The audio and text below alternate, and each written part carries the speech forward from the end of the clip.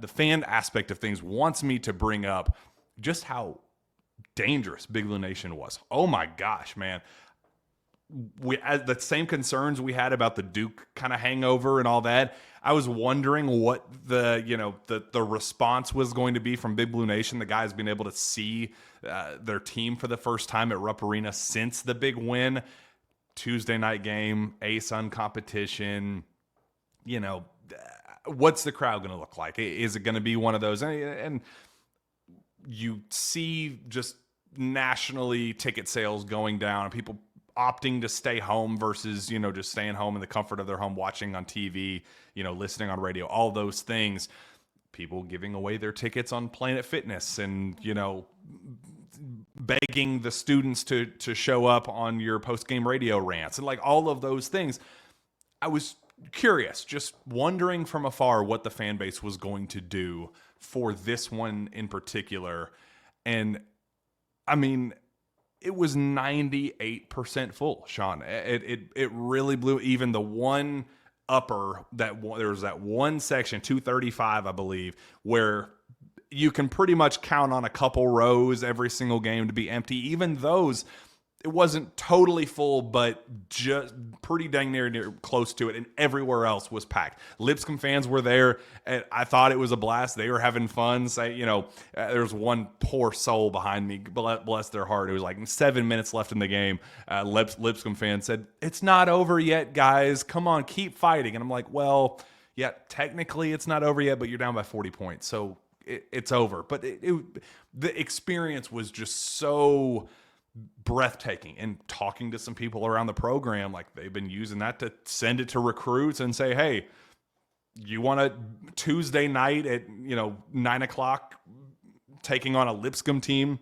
Do you want to have this type of fan support, playing for a blue blood on, streaming on SEC Network Plus? Do you want to be a part of this experience? And it works. Like, those things are so impactful on the recruiting trail. So just being there, I was fascinated to see what the crowd was going to look like, and Big Blue Nation was just unbelievable. I was really, really, really impressed with the fan turnout, and it's the Pope excitement. Like, I feel like people are just bought in. They're ready to celebrate this team. It's a fun freaking team. We always wondered, like, when the honeymoon phase of the hire, right, and the momentum that carried from April through May through June and July all the way to August, September, you're like, is there going to be a moment where it kind of comes down just a little bit? And I think a lot of people, not this fan base, but outside of Kentucky, just circled Duke and said, ha, it's going to happen here. Man, this feel good has been going for a while now, but it's only getting stronger because now I think the hope of what he could bring and kind of reinvigorating an energy that had been missing for a long time. And that's no knock on Cal and the previous staff, but what was here got old, right? Like, in I think a lot of people lost their way. I think the program lost its way. I think the fan base kind of lost its way with it, and we just didn't know how to feel about any of it. Well, right now the vibes are high, but it's got likable dudes in it, and it's got a head coach that always says the right thing. Like, when he's all the time talking that it's not about him, and he wants his guys to leave here feeling about Kentucky the way he feels about Kentucky. That's a powerful line. And then how about this? We've not went live. We've not recorded since the all access stuff came out from the Duke game, and him calling the spin move on Cooper Flagg, and the coaching that you're seeing going on at halftime, and having a championship chest. Like, every coach in America or the state of Kentucky is going to start saying, you got to have a championship chest. I'm probably going to say I woke up yesterday morning. I woke up, went to the gym, and I said, it wasn't even supposed to be my chest today, but it's game day, baby. We got to hit the bench press. Like, I sat there and said, I'm going to put Pat Kelsey on both sides of this thing. I'm going to hit a PR today. Like, it is championship chest Tuesday just because of that. It's awesome. It's hilarious. How many Pat Kelseys can you bench? God, what a time. But yeah, a championship chest. And, right now Kentucky's got a championship chest. I don't, but. And how about Mark Fox jumping in there in the huddle, realizing it in real time, saying, we got more dudes than them. go, the wave thing that we were talking about, how they just keep coming and coming and coming. You know, Mark Fox was kind of the one guy that didn't get a ton of love when he got the job, where it was like, he was kind of became the punching dummy for Cal at Georgia, and really struggled at Cal, and as a head coach. But that's a dude with so many years of experience that has seen all types of basketballs. Great dude, and very talented at what he does. Like, he's had his own coaching journey, and it is what it is. Like, yes, the timeline is weird because we've only known him for being like, let's go beat the crap out of Georgia again, Mark Fox, instead of like Kentucky assistant Mark Fox. So it's different. It's weird, but that's a really, really high level basketball mind that's able to just interject in those little moments, like one little random huddle moment where he can, interject his own little blips here and there. That is so valuable. I think that video doubled, triple, quadruple checked just how valuable this staff is for me. And I think Pope has an absolute just juggernaut of a staff. He put this, we talked so much about how he put this roster together and how it was strategically pieced together. I'm seeing the same traits with the staff and the same kind of connectivity when it comes to the pieces that he put in place to coach his kids.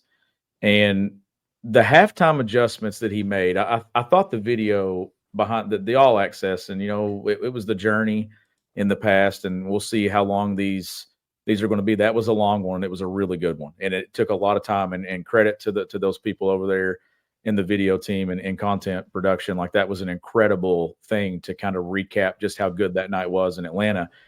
But he went into that halftime talk, Jack, and he didn't just throw everything at these guys. He focused in on an area that's like ball screen defense, ball screen defense, ball screen defense. And he said, hey, what are you guys seeing?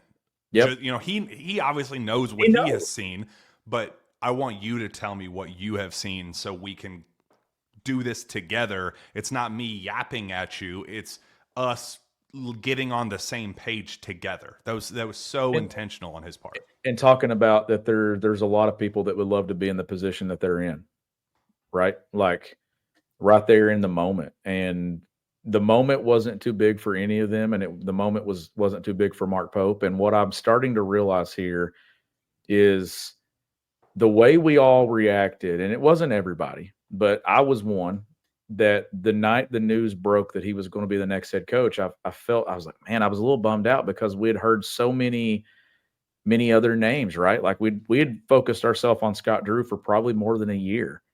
And then Dan Hurley becomes in the picture and all these other names. But what you felt like, man, Kentucky settled with Mark Pope. What they got, Jack, is they got a really good college basketball coach that is at a place that he loves and at a place that is his whole life, and he's given back to it.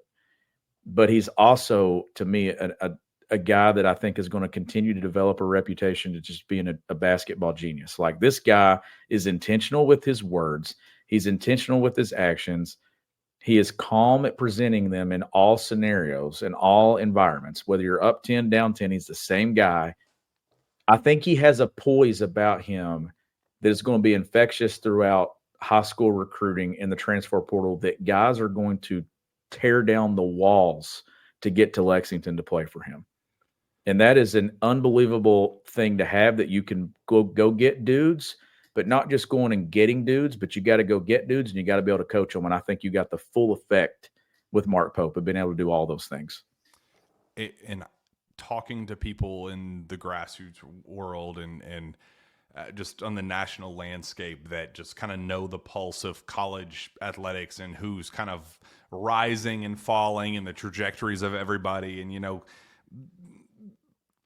the way they talk about Mark Pope and say, like, hey, he's feared, like he has picked up a level of attention nationally to where it's no longer like, hey, good for him that he's doing a good thing and getting to live out his good old Kentucky boy dream in Lexington, at his alma mater. Like, it started as that. Like, I think they kind of thought the press conference was a little artificial, and it was like the fan base kind of lifting him up, and like kind of like this pity party thrown for him, because everybody knows that the real choices for the fan base were always Scott Drew and Dan Hurley, and then Mark Pope somewhere way down the line. And it's like when they started rallying behind him and around him, it was like, oh, good for him. I'm glad he's getting to experience this. And the tune has shifted, in such a way where you have NBA scouts and grassroots shakers and movers, the guys that put kids in different spots, and those guys reaching out to me and saying, like,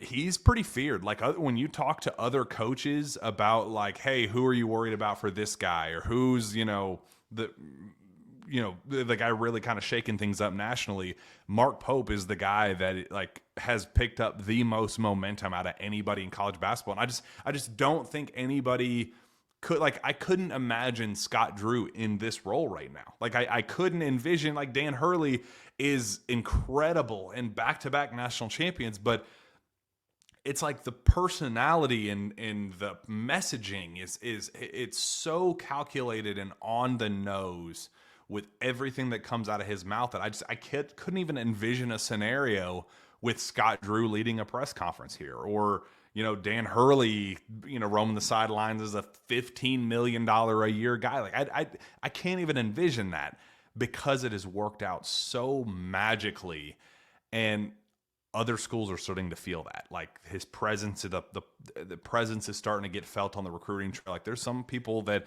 head-to-head battle with Duke was really, really telling, and it was like, I think the future at Kentucky is a whole heck of a lot brighter than it is at Duke. And that's like unbiased people away from both situations, just putting their 2 cents in. And the guys that he got in the recruiting trail, 3 signatures before he ever coached a game. Like, if things are going as well now, with barely any sample size to work with, no film, nothing up to the point where the season started, and now, like, what does year 2 look like? What does year 5 look like? Like, the ball is rolling. The snowball is rolling pretty fast right now on the